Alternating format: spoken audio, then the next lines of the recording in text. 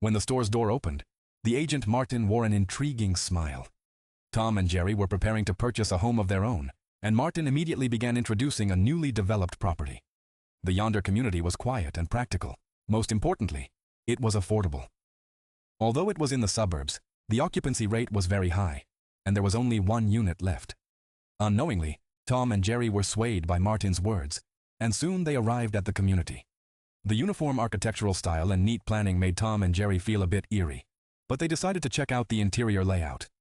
Martin kept introducing house number 9, saying it had a good number, a good location, and a minimalist, elegant decoration style. A photo of the house hung on the wall, portraying it as the perfect place for a newlywed couple. Seeing that the two did not accept his kind offer, Martin led Tom and Jerry to continue the tour. They arrived at the nursery, with blue walls indicating it was a boy's room.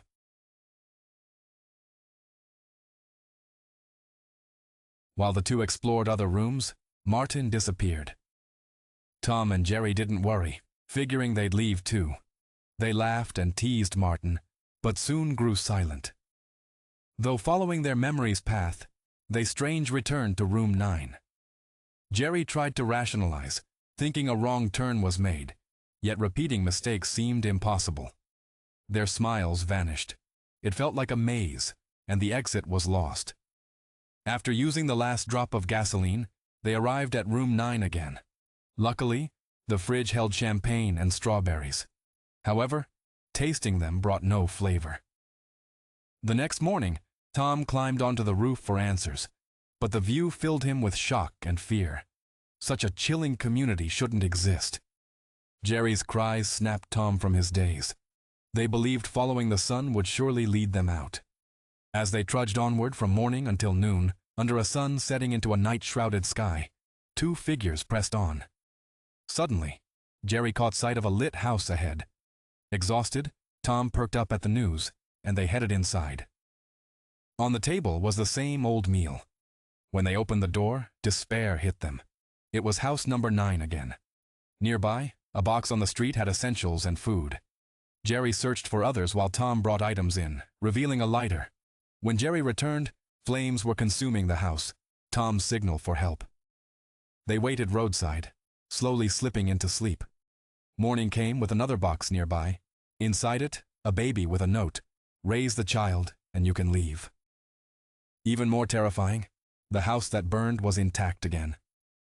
Awakening from this cruel dream, a boy imitating Jerry stood by, as Tom and Jerry reached out, pointing at each other in greeting.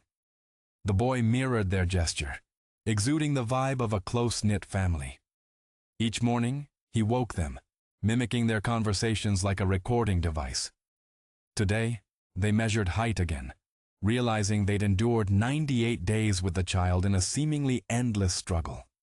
His hunger and displeasure were expressed through relentless screams, only quieting when satisfied. They were weary but helpless, as their only hope was to raise him and return to reality. One day, Tom flicked a cigarette at the boy, triggering a miraculous crop circle-like pattern on the lawn.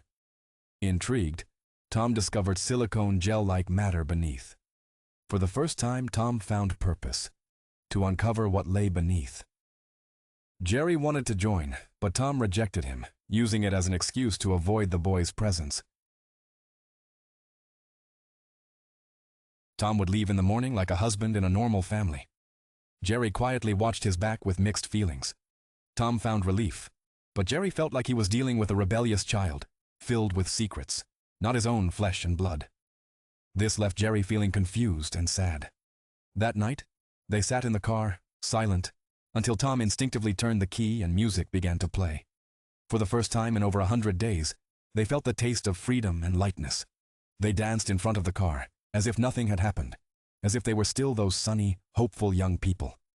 But soon this feeling vanished with the appearance of the boy, who pushed Tom down. Tom angrily threw him to the ground. At that moment, the boy smiled. Jerry then took the boy back to the room, the most he could manage. The boy's shrill scream forced the departing Jerry to return. He wanted to understand what the boy desired, how he might be appeased, but got no reply. In the moment, the boy's screaming stopped. His mouth uttered words Jerry could not believe. He hadn't expected the boy had observed and repeatedly echoed every detail of his and Tom's affairs. The innocence of the boy's face now only disgusted Jerry. Back in the room, he wanted to be close to Tom once more, but their hearts seemed to drift ever farther apart, as if their once passionate vows had been worn out by a mundane life. Watching that familiar back, Jerry was speechless. The next morning, the boy sneakily entered their room. The boy was behaving like a child neglected, desperate for parental attention, happy even to be scolded just to have their focus. But instead, he got Tom, still silent, only leaves after dinner, returning at sunset. Jerry wants to speak, but instead, he falls into deep thought. Meanwhile, the boy is always mimicking their actions.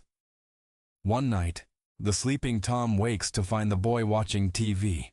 Tom grabs the remote, sparking the boy's rebellion. He turns the TV back on. Jerry tries to intervene but fails. The TV blares incomprehensible noise. Tom gives in. If the boy insists, let him be. The next day, the boy screams again when displeased. This time, Tom won't stay silent. He decides to teach the boy a lesson by smashing his bowl and dragging him out. Unless the ones who brought them show up, the boy stays in the car until he disappears. Jerry tries to intervene but can't stop Tom. Fear gripped Jerry more deeply than the boy due to Tom's menacing presence. The chilling screams outside felt like daggers piercing Jerry, who had tenderly raised the boy. Despite his fears, Jerry unlocked the car. The boy, terrified and trembling, sat curled up until Jerry assured him he was safe, after which he hesitantly emerged. From that day, the bond between Tom and Jerry eroded. Jerry stayed with the boy, while Tom distanced himself physically and emotionally, residing in a pit he dug. Their communication faded, leaving only isolation. Jerry dedicated himself to the boy, who spoke of the beauty of their world, a lovely house, and a perfect life. However, Jerry felt stifled by perfection, trapped in a monotonous cycle, lacking seasonal change or respite. Yet, this static existence shifted the day he awoke to find the boy missing, the silent street echoing his solitude. Jerry searched everywhere for the boy, finding him back home in the yard, which brought relief. The boy held a peculiar book that piqued Jerry's interest. Although Jerry couldn't read it, the illustrations gave him a sense of its meaning, hinting at the boy's mysterious background. One illustration showed a man, woman, and child, which might relate to the boy's past. During this time, the boy met someone but didn't say who. Jerry, curious but patient, decided not to pressure the boy.